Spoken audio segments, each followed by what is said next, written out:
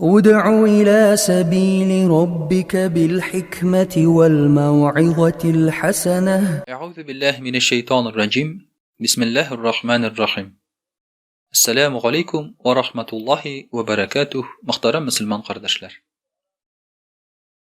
Ramazan ayları mübarek olsun. Allah'ı Teala tutkan urazalarımızı kabul kılsın. Ramazan ayı bilgenibizce belgili bir aybirlerden tıyılı ayı.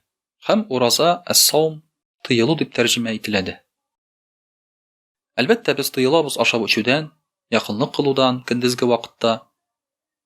Әмма biz тыйыла торган тагын бер әйбер бар. Ул да булса, йокыдан тыйылып торабыз. Кемдер әйтер, юк тукта әле ди. Ничек йокыдан тыйылып торып булсын инде ди. Мәсәлән, ураза тоткан кешеләр ди, алар иртә белән сәхәр ашыйлар да, аннан соң көне буе йоклыйлар. Намазларга гына уянып алалар да ди. Кич белән инде яңадан авыз ачырга торалар.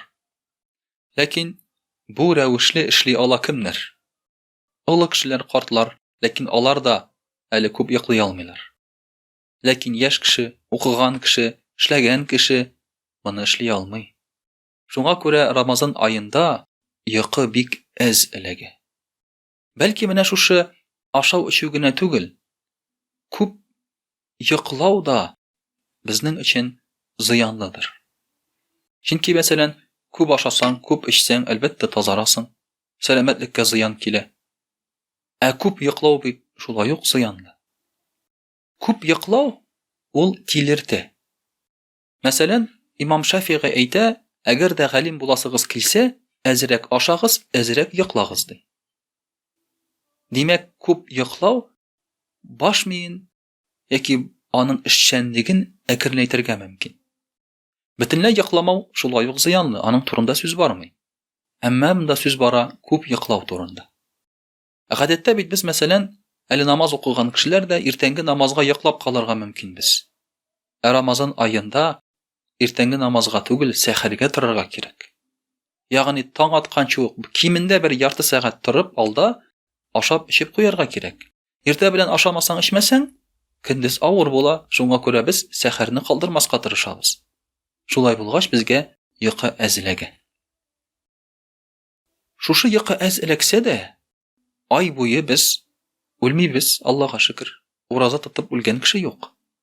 Димәк, адәм баласына бәлки бик күп йокы кирәк тә түгелдер. Бәлки ул йокыны тәртип белән дөрес йоклау кирәктер.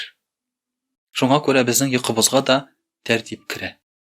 Без инде артык урамда йөрмибез. Таравих намазыннан соң яки кичке намазлардан соң ятып йоклау ягын карыйбыз. Сәхәрдән соң да без кирәкмәгән эшләр белән шөгыльләнмибез, телефонда, телевизорда әзрәк утырабыз. Шулай ук йокларга тырышабыз.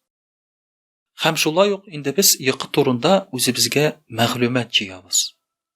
Мәсәлән, безнең динебездә төнлә намаз уку дигән әйбер бар, тәһаҗҗүд намазы.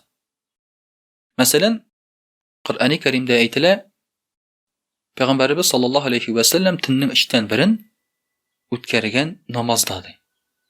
Яки 3тән 2-сен диелә, яки яртысын диелә Коръәни Кәримдә.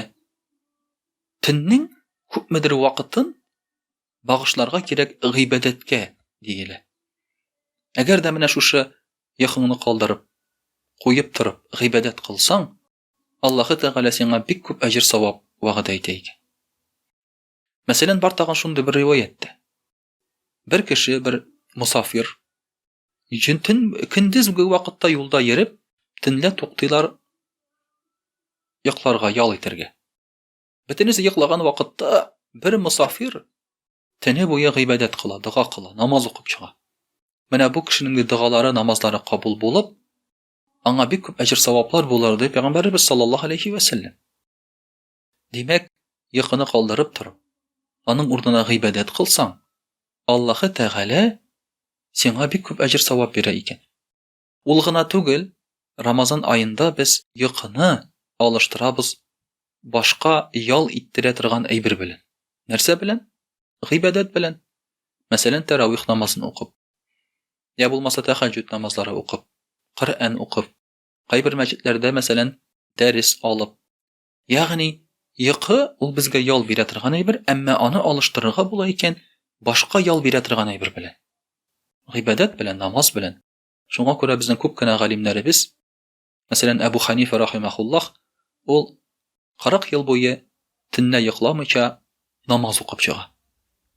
Бер дә йокламый. Көндезге вакытта гына йоклап ала сөннәт булганга күрә. Әмма бит ул үлмәгән. Сәбәп нәрсәдә?